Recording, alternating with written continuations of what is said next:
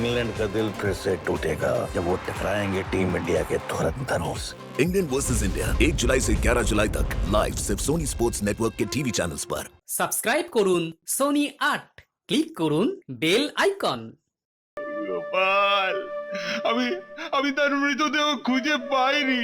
হয় হয় ঘাতক মৃতদেহ সরিয়ে ফেলেছে, আর নয়তো গোপালের দেহটা জোয়ারে জলে ভেসে গেছে।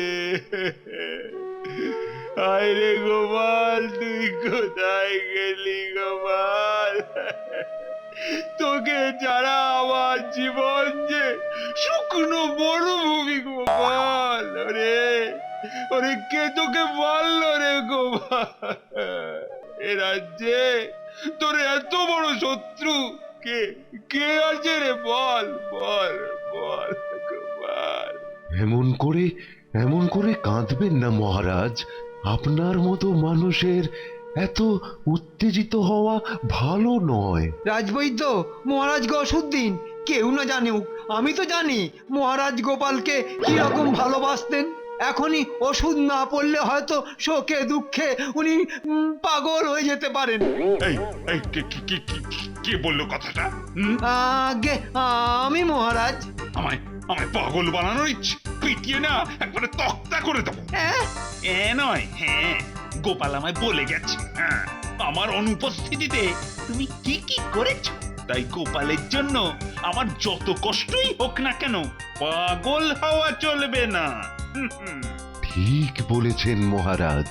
বিপদে মাথা ঠিক রাখাই তো প্রকৃত রাজধর্ম। রাজবৈদ্যের সাথে আমি সম্পূর্ণ একমত, কিন্তু কিন্তু মহারাজের এখন প্রথম কর্তব্য হচ্ছে ওই গোপালের খুনিকে খুঁজে বের করা। ঠিক ঠিক কথাই বলেছো তুমি। দেখো বিজ্ঞানী, গোপাল নেই, তাই এখন থেকে সময়ে অসময়ে তোমরা তোমরা আমায় একটু সুবুদ্ধি দিও, কেমন? কারণ ওই ওই মন্ত্রীর ওপর আমার আর তেমন ভরসা নেই গো। অভয় পেলে আমি আমি একটা কথা বলি। হ্যাঁ হ্যাঁ, বলুন বলুন। বলছিলাম যে গোপাল যখন তোমায় ভগবান দর্শন করিয়ে দিয়েছে, তখন তো আমার আর এখানে থাকার কোনো প্রয়োজনই দেখি না। তাই তাই আমি আবার হিমালয়ে চলে যাব বলেই স্থির করেছি। এ কি কথা বলছেন সাধু বাবা? আপনার মতো হিমালয় ফেরত একজন মহাপুরুষকে আমি এই দুর্দিনে হারাতে চাই না। গোপাল চলে গেছে, এখন আপনিও যদি চলে যান, তাহলে আমি আমি কাকে দিয়ে থাকবো বলুন? মানে আপনি ছাড়া আমার এই সংকটের দিনে কেই বা আমায় সদ্বুদ্ধি দেবে? আর আর দেখতেই তো পাচ্ছেন আমার মন্ত্রী আর এই সেনাপতিকে, একটা ধান্দাবাজ আর অন্যটা এত বড় মাথা মোটা। সেটা অবশ্য ঠিকই বলেছিস তুই। বেটা সেই শয়তান রে, হ্যাঁ, মহারাজের কথায় তাল মেরে কেমন পাল্টি খেয়ে গেল। হ্যাঁ, একবার নাগালের মধ্যে পাই ওই জটা দাড়ি সব ছিঁড়ে নেব। কৃষ্ণচন্দ্র, আমি আমি কিভাবে তোকে সুবুদ্ধি দান করব বলতো? হ্যাঁ, আমি তো রাজ্য পরিচালনার কিছুই জানি না। হরি ওম হরি ওম। তাতে কিচ্ছু এসে যায় না। হ্যাঁ, আজ থেকে আপনি আমার মন্ত্রী হবেন। কি রাজি তো? তুই যখন বলছিস তখন না হয় রাজি হলাম। হ্যাঁ, কিন্তু কিন্তু আমি কি এখানেই থাকবো? এ তো দেখছি আমার থেকেও বদমাস। হ্যাঁ, মৌকা পেয়ে মন্ত্রী হয়ে পাকাপাকি ভাবে থেকে যাবার ধান্দা করছে। হ্যাঁ, নিশ্চয়ই আপনি থাকবেন আমার রাজপ্রাসাদের অতিথিশালায়। তাহলে আমি কি করব? তুমি তুমি এখন আগামী 3 মাস নজরবন্দি হয়ে ঘরে বসে বসে হাই তুলবে, হাই। আর গত 1 মাসে তুমি যা যা অপকীর্তি করেছো, তোমার কাছ থেকে তার সব হিসেব মেটাবো আমি। হ্যাঁ নয়, হ্যাঁ, তুমি প্রজাদের খাজনা দ্বিগুণ করেছো। সে খাজনা রাজকোষে জমা পড়েছে তোমার কোষাগারে। মহারাজ মহারাজ, এবারের মতো আমায় ক্ষমা করে দিন। কথা দিচ্ছি এমনটি আর কখনো হবে না, কখনো হবে না। এর আগে বহুবার তোমাকে ক্ষমা করেছি, শুধু ওই গোপালের অনুরোধে। আজ গোপাল নেই, তাই তোমার কোনো ক্ষমাও নেই। আর হ্যাঁ, আজকের মতো সভা এখানেই মুলতুবি হয়ে গেল। মহারাজ একবার গোপালের বাড়ি গেলে হতো না? সেখানে যাওয়ারই তো মনস্থির করেছি আমি। মানে আপনারাও ইচ্ছে করলে আমার সাথে মানে ওই সমবেদনা জানাতে যেতে পারেন।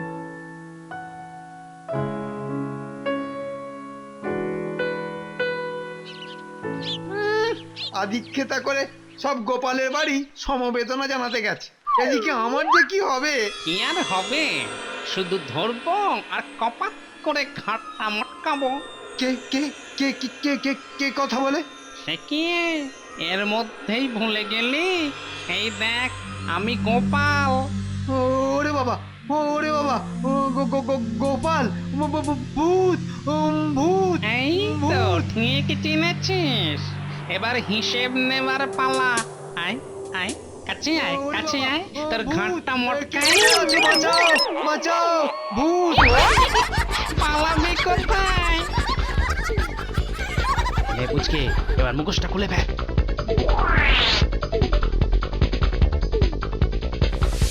ছি ছি, ওদের পাল্লায় পড়ে মানুষ খুন করতে হলো। ভগবান, ভগবান ক্ষমা করো আমায়, ভগবান। না না, ক্ষমা নেই, ক্ষমা নেই রে তোর। কে কে? আমরা ভূত, তোকে নিতে এসেছি। জানিস আমি কে? সব জানি, এবার তোকে যমরাজ গরম তেলে ভাজবে, তখন তুই জানবি আমরা কে। ওই তো গোপাল দাদাও এসে গেছে। ওরে বাবা, গোপাল, গোপালের ভূত! রাম রাম রাম রাম রাম রাম রাম। বাঁচাও, বাঁচাও, কে কোথায় আছো, বাঁচাও! ওরে বাবা রে, ভূতে খেয়ে ফেললে রে।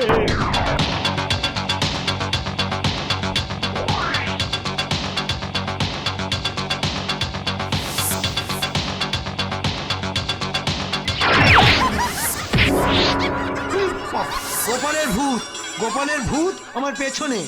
না না, ও ও আমায় তাড়া করেছিল। মানে মানে সব জায়গায় গোপালের ভূত। ও মন্ত্রী মশাই, বলি ও মন্ত্রী মশাই, আমাদের কি হবে? ওই দেখো, ওই দেখো গোপালের ভূত আসছে, পালাও, পালাও। রাম রাম রাম রাম রাম রাম রাম রাম লক্ষণ রাম, আচ্ছা আচ্ছা।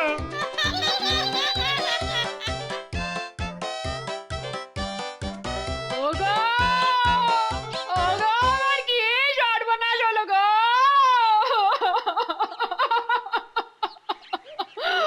ওগো, এখন আমি কার কাছে থাকবো গো? ওগো, কে আর শোনো, আমাকে যা হবার তা তো হয়ে গেছে, কি আর করবে বলো? ওগো, আমি কত বড় অভাগী গো! ওগো, তার মরা মুখটাও শেষবারের মতো দেখতে পেলুম না গো! কি আর করবে বলো, সবই যে ভাগ্য, সবটাই যে অদৃষ্ট। আমন ভাগ্যের কাঁথায় আগুন গো! আমন অদৃষ্টের মুখে আমি নুড়ো ঢেলে দিই গো! শোকে দুঃখে ও বোধহয় পাগল হয়ে গেছে। তখন কত করে বলেছিল, ওগো মহারাজের ভাঁড় হতে যেও না, যেও না। নাপিতের ছেলে তুমি, যেমন চুল দাড়ি কাটছিলে তেমনই কাটো। কিন্তু শুনলো না, শুনলে আমার কথা। তখন যদি শুনতো তাহলে অকালে প্রাণটা যেত না গো।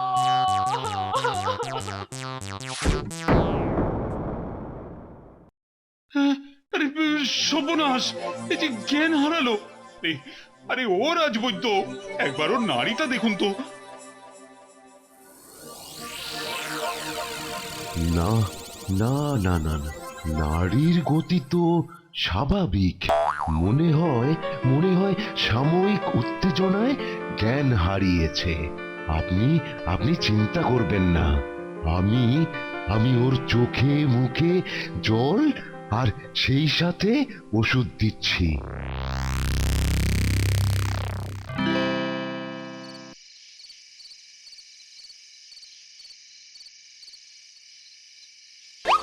আমি মাছ খাবো।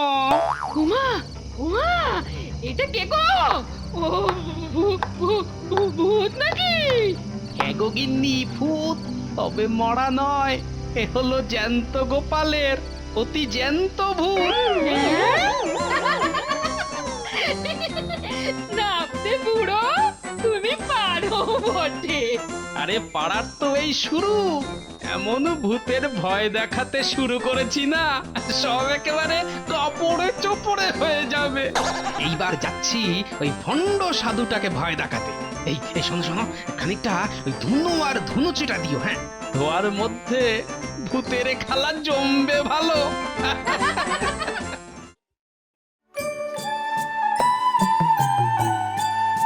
কি অনাসৃষ্টি কাণ্ড বলো তো, এখনো আকাশ থেকে এক ফোঁটা বৃষ্টি পড়লো না। গরমে হাত পা সব যেন জ্বলে যাচ্ছে গো।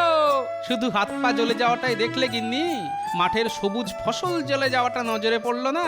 হাহ, এমন অনাবৃষ্টি আমি জীবনে দেখিনি। আমিও দেখিনি, চিন্তায় তো হাত পা পেটের মধ্যে ঢুকে যাচ্ছে। চাষবাস না হলে খাবো কি?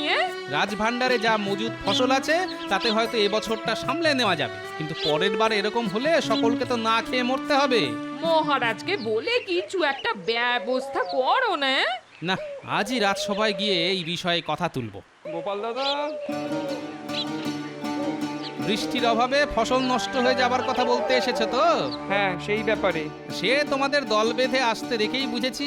শোনো, আমি ঠিক করেছি আজই আমি রাজসভায় এই অনাবৃষ্টির কথাটা তুলবো। তাই তোলো গোপাল দাদা, মহারাজকে বুঝিয়ে সুঝিয়ে কিছু একটা করার রাস্তা বের করো, না হলে জলের অভাবে আমরা সকলে যে মারা পড়বো।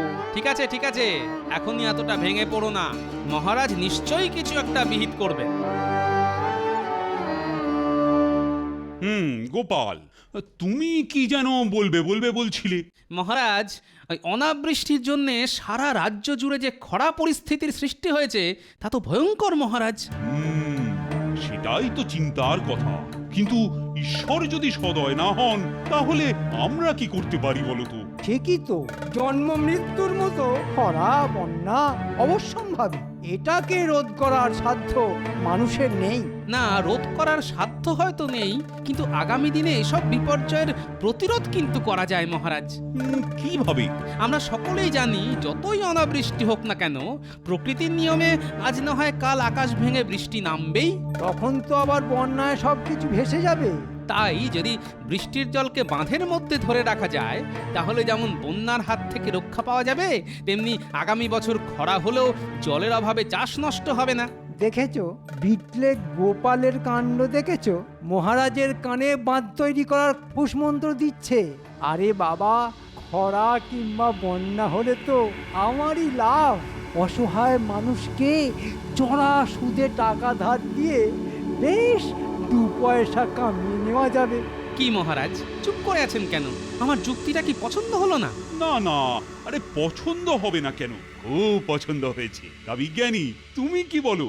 গোপাল কিন্তু একেবারে ঠিক কথাই বলেছে মহারাজ।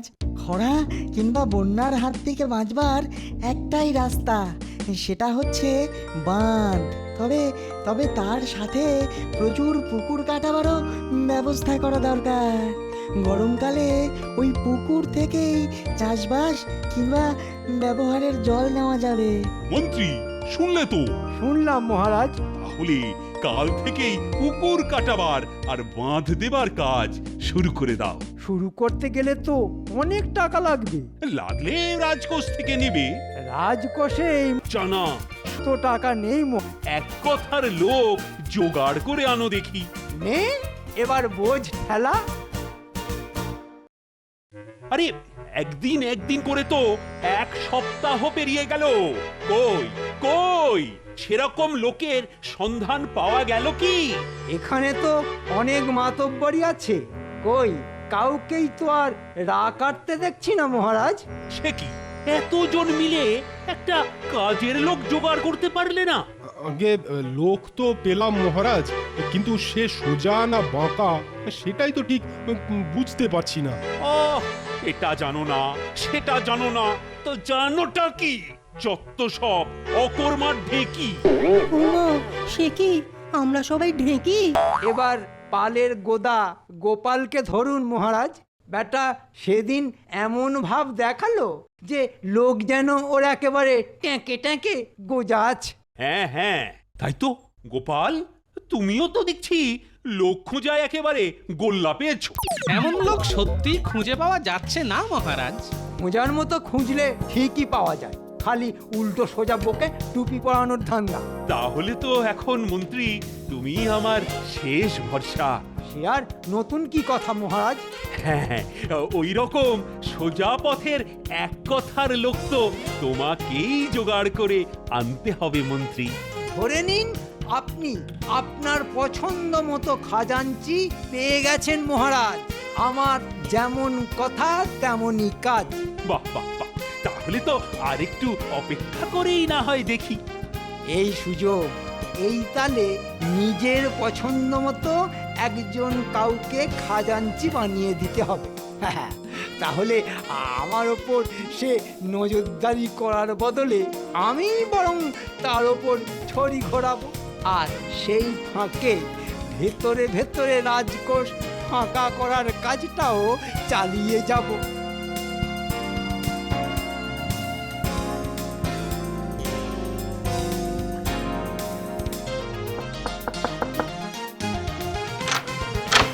আরে মন্ত্রী মশাই যে, তা আপনি একেবারে সশরীরে এসে হাজির হলেন যে।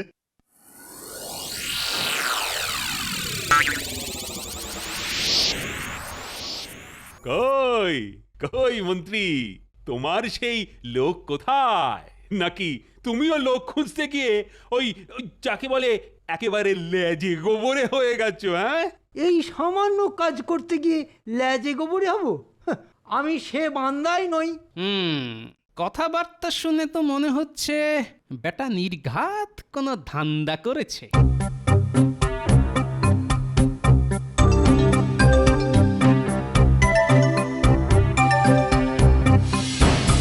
ঈশ্বরের থেকেও বড় মহারাজ কৃষ্ণচন্দ্রকে আমার প্রণাম। মানে ব্যাপারটা একটু বাড়াবাড়ি হয়ে গেল না? একটু কি বলছেন মহারাজ, বড্ড বেশি বাড়াবাড়ি হলো। না না না না না, তুমি এক্ষুনি তোমার কথা ফিরিয়ে নাও। আমি এক কথার মানুষ মহারাজ, একবার যা বলি সেটা থেকে আর ফিরে আসি না। তার মানে তুমি যা বলেছো একদম ঠিক বলেছো? একেবারে 100%।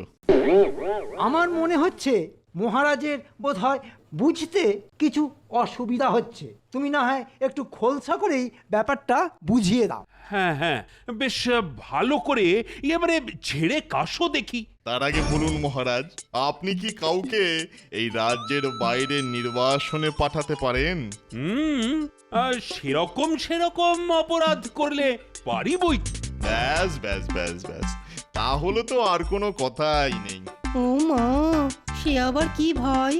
তাহলে আপনার যা ক্ষমতা আছে ঈশ্বরেরও তা নেই। হ্যাঁ, ক্ষমতা নেই মানে কি? কি বলতে চাও কি তুমি? হ্যাঁ, মানে বলছিলাম যে ঈশ্বর এই পৃথিবীর সর্বময় কর্তা। তিনি এই পৃথিবীর সব জায়গাতেই আছেন। এই পৃথিবীর কোনো জায়গায় তার নিয়ন্ত্রণের বাইরে নয়। তাই তিনি চাইলেও কাউকেই কোথাও নির্বাসনে পাঠাতে পারেন না। কিন্তু দেখুন, হ্যাঁ মজা দেখুন, আপনি কিন্তু পারেন। হ্যাঁ হ্যাঁ, তাই তো তাই তো। তাহলেই বুঝুন মহারাজ, এই ব্যাপারে আপনি ঈশ্বরের থেকেও বড় হলেন কিনা। হ্যাঁ, বাহ, চমৎকার চমৎকার। এই তো এই রকম লোকই তো আমি খুঁজছিলাম। সত্যি মন্ত্রী, দেখে দেখে একজনকে খুঁজে এনেছো বটে। তাহলে ওর চাকরির ব্যাপারটা পাকা তো মহারাজ? হ্যাঁ, পাকা মানে পেকে একেবারে টুস টুস করছে। কিন্তু আমার মাইনের ব্যাপারটা মহারাজ। সেটাই তো জানা হয়নি।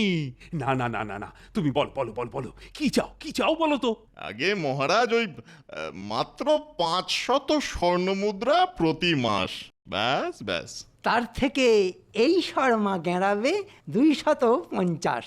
ওরে বাবা, সে কি মানে একেবারে 500? এর কমে সোজা পথের এক কথার লোক কোথায় পাবেন মহারাজ? বেশ বেশ, ঠিক আছে ঠিক আছে। তাহলে তাহলে আজ থেকেই কাজে লেগে পড়ো। তবে কাজে যেন কোনো খুঁত না থাকে। আপনি নিশ্চিন্ত থাকুন মহারাজ, আমি এক কথার লোক আর একেবারে সোজা পথে হাঁটি। বাছাধনকে একটু নজরে নজরে রাখতে হবে মনে হচ্ছে।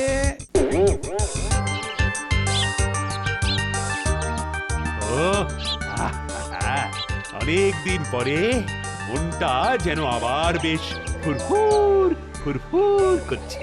দেখবেন মহারাজ যেন আবার ফস করে উড়ে না চলে যায়। কি কি কি উড়ে যাবে? কেন মহারাজ, আপনার ওই মনটা। For more updates, subscribe to our channel, click the show links and enjoy watching the videos.